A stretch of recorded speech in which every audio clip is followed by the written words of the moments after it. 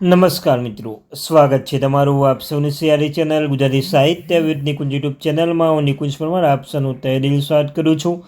તો મિત્રો, તમે જાણો છો તેમ તમને આ ચેનલ પર સરકારી કર્મચારી, નિવૃત્ત કર્મચારી, પેન્શન ધારક બાબત, વરિષ્ઠ કર્મચારી બાબતે, પગાર બાબતે, પરિપત્ર બાબતે, 8મું પગાર પંચ, 7મું પગાર પંચ અને કોઈ પણ જે અપડેટ આવે તો તમને જાણ કરવામાં આવે છે. તો ચેનલને સબસ્ક્રાઈબ કરી બેલ આઇકન બટન દબાવવાનું ભૂલશો નહીં. સાથે મિત્રો, જે વોટ્સઅપ ગ્રુપ, ટેલિગ્રુપ બંને બનાવ્યું છે તેની લિંક ડિસ્ક્રિપ્શન મૂકું છું. મિત્રો અવશ્ય જોઈન થઈ જજો.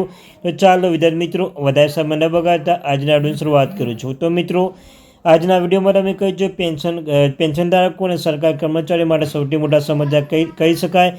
તેમના મહત્ત્વના જે લાભો જાહેર કરવામાં આવશે પેન્શન ધારકો બાબતે, તેના વિશે આપણે વિગતે ચર્ચા કરીશું. તો મિત્રો, પેન્શનો માટે સારા સમાચાર. એફએમએ 3000 પર ડીયુપીટીનો અંતિમ આદેશ અને 12 વર્ષ પછી કોમ્પિટિશન રિસ્ટોરને જાહેર કરવામાં આવી છે. નવી દિલ્હીમાં યોજાયેલી ડીયુપીટીની બેઠકમાં પેન્શનની વિવિધ માગણીઓ પર વિચારણા કરવામાં આવી હતી અને આ મહત્વપૂર્ણ નિર્ણય લેવામાં આવ્યા હતા. પેન્શનોની હેલ્થ ચેકઅપ એફએમએમાં વધારો અને 12 વર્ષ પછી કોમ્પિટિશન પુનઃસ્થાપિત કરવા માટે સહમતિ બની ગઈ છે. કેટલીક માગણીઓ પર પુનઃવિચાર કરવામાં આવશે. નવી દિલ્હીના વિજ્ઞાન ભવન ખાતે પેન્શનોની માગણીઓ પર વિચાર કરવા માટે ડીયુપીટીની એક મહત્વપૂર્ણ બેઠક યોજાઈ હતી. આ બેઠકમાં કેન્દ્રીય મંત્રી ડૉક્ટર જીતેન્દ્રસિંહ, કેન્દ્ર સરકારના વિવિધ વિભાગોના પ્રતિનિધિઓ અને પેન્શનની સંગઠનના પ્રતિનિધિઓનો ભાગ લીધો હતો. આ બેઠકમાં પેન્શનની વિવિધ માગણીઓ પર ચર્ચા કરવામાં આવી હતી અને કેટલાક મહત્વપૂર્ણ નિર્ણય લેવામાં આવ્યા હતા. જેમ કે મિત્રો, પહેલો છે પેન્શનની આરોગ્યની તપાસ. પેન્શનની સંગઠન પેન્શન માટે સમાંતર આરોગ્ય તપાસ માગણી કરી હતી. સ્વાસ્થ્ય અને પરિવાર કલ્યાણ મંત્રાલય પ્રતિનિધિઓએ જણાવ્યું કે પેન્શન ધારકોને વર્ષમાં એકવાર સ્વાસ્થ્ય તપાસ કરવાની મંજૂરી આપવામાં આવી છે. હેલ્થ ચેકઅપ આપવા માટે ઈચ્છુક પેન્શનોને સીજીએચ વેલનેસ સેન્ટરમાં સીએમઓ પાસેથી સીજીએચ પેનલવાળી હોસ્પિટલ રેફરલ લઈ શકે છે.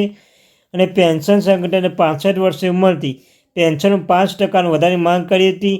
DOPPW જોઈન્ટ સેક્રેટરીએ જણાવ્યું હતું કે આ પ્રસ્તાવ સ્વીકારવાથી નાણાકીય સ્થિતિ વધુ ખરાબ થઈ શકે છે અને આવી માગણીઓ રાજ્ય સરકારને પેન્શન તરફથી આવી શકે છે અને હાલમાં આ બાબતની વિચારણા હેઠળ છે.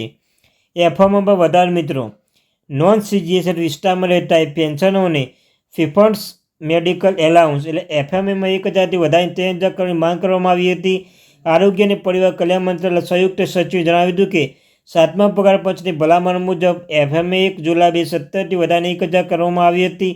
તેમ છતાં પેન્શન સંગઠનમાં પુનઃવિચાર માંગ કરી છે અને આ બાબત પર વિચાર કરવામાં આવશે. કુટુંબ પેન્શન માટે નીચે તબીબી ભથ્થું.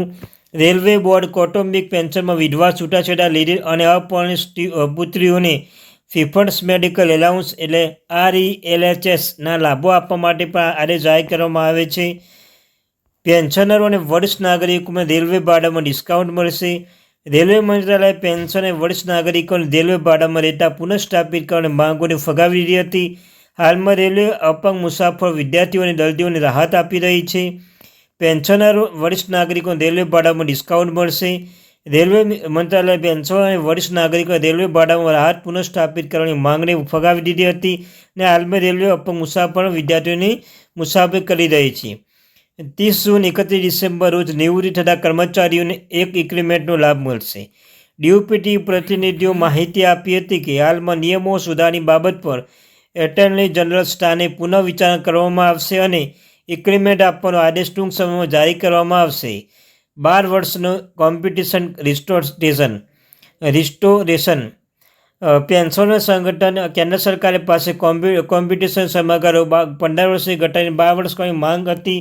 ડીયુપીટી સચિવે કહ્યું કે આ અંગે વિચારણા કરવામાં આવી રહી છે. ટૂંક સમયમાં નિર્ણય લેવામાં આવશે. આ નિર્ણયથી પેન્શનોને તાત્કાલિક રાહત મળશે અને તેમની આર્થિક સ્થિતિમાં અને આરોગ્ય સુવિધાઓમાં સુધાર થશે.